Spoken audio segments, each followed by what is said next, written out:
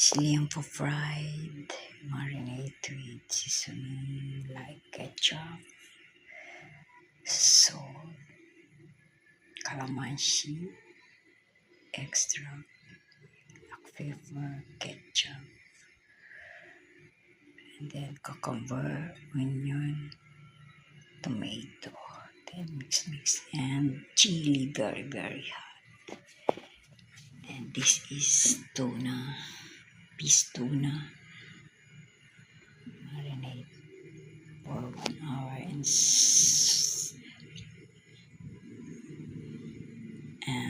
in suka. I forgot vinegar, and then after that you put calamansi juice extracts, then ginger, more ginger, and chili, onion.